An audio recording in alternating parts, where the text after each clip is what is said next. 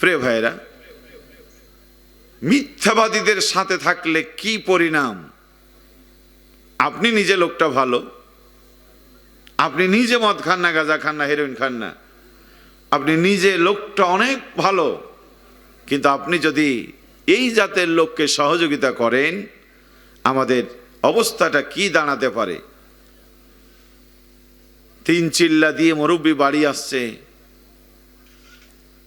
ইশারের নামাজ পড়ে বাড়িতে খাওয়া দাওয়া সেরে রাত গভীরে তাহাজ্জুদের নামাজে বেরিয়েছে। সেদিন ছিল চাঁদনি রাত।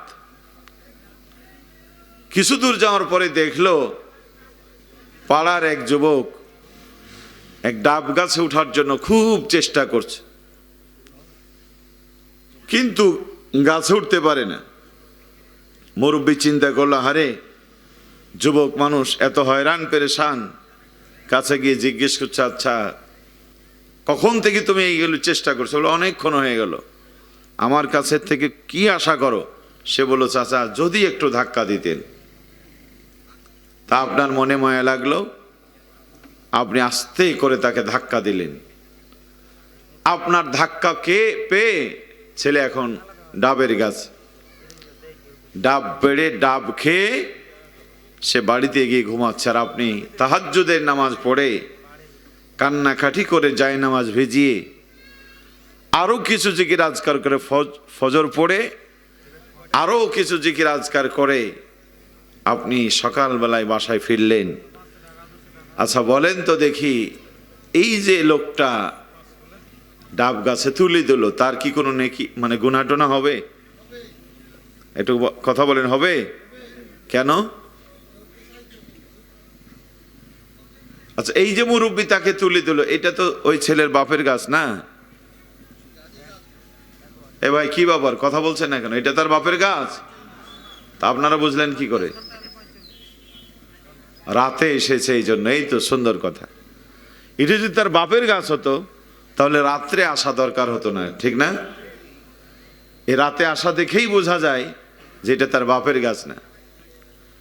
দিনের ভোট রাতে করেছিল, এ দেখেই বোঝা গিয়েছিল যে আওয়ামী লীগ জাতিকে ফাঁকি দিয়েছিল, ঠিক কিনা বলেন? তো জাতিকে ফাঁকি দিলে চিরদিন ফাঁকিতে থাকা যায় না, এক সময় ফাঁকিতে পড়া লাগে, ঠিক কিনা বলেন? এখন এই যে মুরব্বী ধাক্কা দিয়ে উঠাই দিল, এতে যদি তার গুনাহ হয়, হতে পারে এই মুরব্বী যদি তার ধাক্কা দিয়ে গাছে না তুলতো তাহলে সে ডাব পাড়তে পারতো না, এই অন্যায়টা করতে পারতো না। চেষ্টা করে সকাল হয়ে যেত, বাসায় ফিরে যেত। প্রিয় ভাইয়েরা, আপনি আমি ভালো, এই কথা ঠিক, কিন্তু এই যে সুদীর্ঘ সময় ধরে আলেমদেরকে হত্যা করেছে, নারী ধর্ষণ করেছে, মানুষ খুন করেছে, জুলাইয়ের বিপ্লবে হাজার হাজার ছাত্রদেরকে হত্যা করেছে, আপনি আমি যদি তাদেরকে সহযোগিতা না করতাম তাহলে এত বড় অন্যায় তারা করতে পারতো না, ঠিক কিনা বলেন? আজকে যারা টেন্ডারবাজি করে বেড়াচ্ছে বাংলাদেশে, আজকে যারা সন্ত্রাসী করে বেড়াচ্ছে, আজকে যারা মানুষ হত্যা করে পাথর পিটাচ্ছে, আপনি আমি তাদেরকে সাহায্য না করলে, সহযোগিতা না করলে তারাও এই কাজ করতে পারত। আপনি ডাবের গাছে উঠায় দিয়া আপনি এখন তাহাজ্জুদের নামাজে কান্নাকাটি করছেন। প্রিয় ভাই, এই কান্নায় আল্লাহ খুশি হবে? একজন অপরাধীকে সাহায্য করে আপনি যতই কান্নাকাটি করেন, এই কান্নাকাটি যেমন আল্লাহর কাছে মূল্য নেই।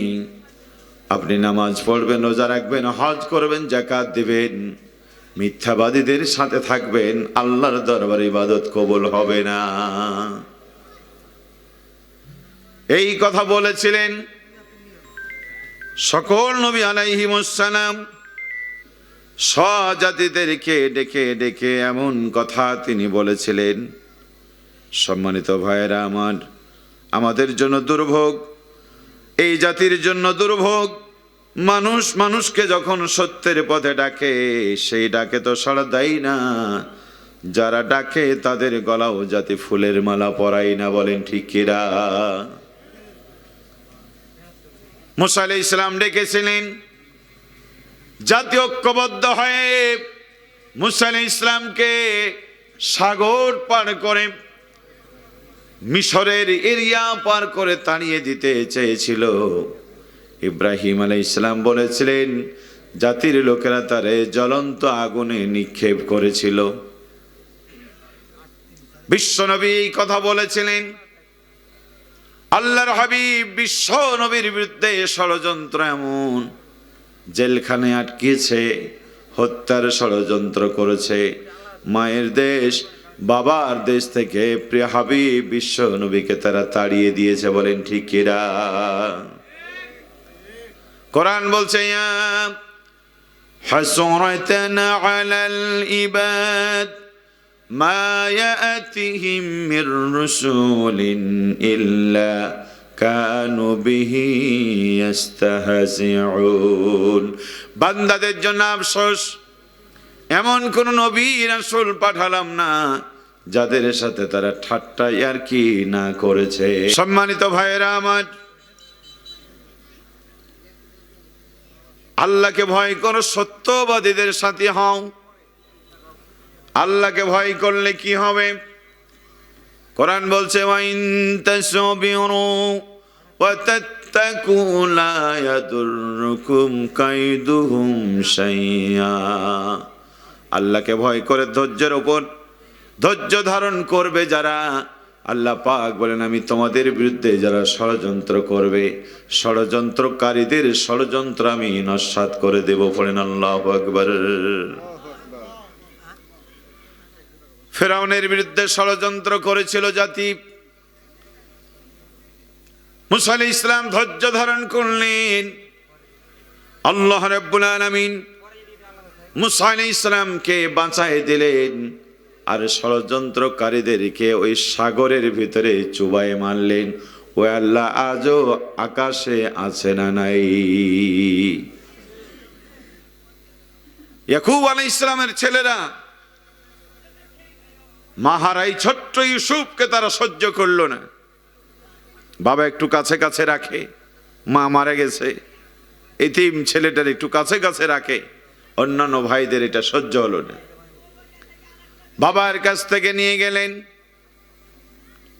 হত্যার উদ্দেশ্যে কূপে ফেলে নানান কাহিনী রচনা করে, নাটকীয় কায়দায় কেঁদে কেঁদে বাবার কাছে এসে বলল, বাবা চেষ্টা কম করি নাই, কিন্তু রক্ষা করতে পারি নাই। আপনার ইউসুফকে নেকড়ে খেয়ে ফেলেছে, এই যে তার প্রমাণ। রক্ত ভেজা জামা তাদের সামনে উপস্থাপন করল। আল্লাহ নবী ইয়াকুব আলাইহিস সালাম জামাটা উল্টায় পাল্টায় দেখলেন, জামার একটা বোতাম পর্যন্ত খুলে নাই। ইয়াকুব আলাইহিস সালামের বুঝতে বাকি রইল না, এই নেকড়ে বাঘ আমার সামনে যারা দাঁড়িয়ে আছে তারাই। ঠিক কিনা বলেন? কিন্তু পরিবেশটা এত কঠিন, এ মহাসত্য এই মুহূর্তে বলা যাচ্ছে না। এতটুকু বললেন, বাঘটা কত ভালো, আমার ইউসুফকে খেয়ে ফেলেছে, অথচ জামাটা ছিড়ল না।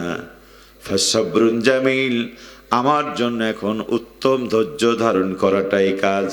এমন ধৈর্য তিনি ধরলেন। আল্লাহ রাব্বুল আলামিন ধৈর্যের উপরে ইউসুফ আলাইহিস সালামকে আল্লাহ বাবার কাছে ফিরিয়ে দিলেন। তখন আল্লাহ নবী ইউনুস মিশরের প্রেসিডেন্ট যখন, পড়েন আল্লাহু আকবার। ষড়যন্ত্রকারীদেরকে ভিক্ষার ঝুলিনি, সেই ভাইয়ের কাছে তাদেরকে ভিক্ষুক বানিয়ে হাজির করেছেন। আল্লাহ আছে না নাই? প্রিয় ভাইয়েরা আমার, বিশ্ব নবীকে হত্যার করে ইসলামের আলো নিভিয়ে দেওয়ার ষড়যন্ত্র করেছিল তারা। আল্লাহ নবী ধৈর্য ধরার কারণে সেই মক্কা থেকে রাতের অন্ধকারে চলে আসা মানুষ বিশ্ব নবী মাত্র 8 বছর পরে 10,000 সৈনিক নিয়ে মক্কার বুকে দাঁড়িয়েছিলেন। আল্লাহর হাবিবের দিকে চোখ তুলে তাকাবার কোনো মানুষ ছিল না। পড়েন আল্লাহু আকবার। 17 বছরে এই দেশে জুলুম হয়েছে, অত্যাচার হয়েছে, আলেমদের কথা বলতে দেয় নাই, আলেমদের জিভ কেটে দিয়েছে, বিশ্বনন্দিত মুফাসসিরকে জেলখানায় আটকে রেখেছে, আল্লামা নিজামীর মতো মানুষকে ফাঁসির কাস্টে দিয়েছে, মাওলানা আব্দুস সোবহান সাহেবকে জেলখানার ভিতরে হাত করা অবস্থায় তার মৃত্যু হয়েছে। কথা বলতে দেয়নি মসজিদের ইমামকে, কথা বলতে দেয়নি এলাকার হুজুরদেরকে, কথা বলতে দেয় নাই তাফসীর মাহফিলে। আলেমদের মুখে তালা দিয়া জালেমরা রাষ্ট্র চালাবার স্বপ্ন দেখেছিল 17 বছর, ঠিক কিনা বলেন? এরপরে এই দেশে আল্লাহর দিন ছিল না? ছিল না? ছিল না? 17 বছরের পরে 2024 সালের 1 আগস্ট আইন করেছিল এই দেশে আর কোরআনের কথা চলবে না, আলেমদের কথা চলবে না, নারায়ে তাকবীর আল্লাহু আকবার এই ধ্বনি কেউ দিতে পারবে না। আইন করা হয়েছিল। দিনের দায়রা, দিনের সাথীরা ধৈর্য ধারণ করলেন, চোখের পানি ফেলে কাঁদলেন আর বললেন, মালিক 3 দিকে ভারত, একদিকে বঙ্গোপসাগর, যাব কোথায়? ও আল্লাহ, তুমি যদি সাহায্য না করো এই জমিনে তোমাকে, তোমার নাম বলার কেউ থাকবে না। আল্লাহ রাব্বুল আলামিন মাজলুমের চোখের পানি কবুল করে ধৈর্যশীলদের পাশে থেকে মাত্র 4 দিনের মাথায় 1 তারিখে সিদ্ধান্ত নিয়েছিল যারা, আল্লাহ 5 তারিখে গণভবন থেকে তাদেরকে ঝাঁটিয়ে বিদায় করে দিয়েছেন। আর যাদের নিষিদ্ধ করেছিল ওই নিষিদ্ধ সংগঠনের প্রিয় নেতাকে রাজকীয় মর্যাদা দিয়া গণভবনের মেহমান বানিয়েছেন। পড়েন আলহামদুলিল্লাহ। আল্লাহ আছে না নাই? দিনের এই বিজয় সবাই সইতে পারে না। কোরআন সবার জন্য আল্লাহ নাজিল করেছেন, কিন্তু উপকৃত হয় মুমিনরা, কি ঠিক না বলেন?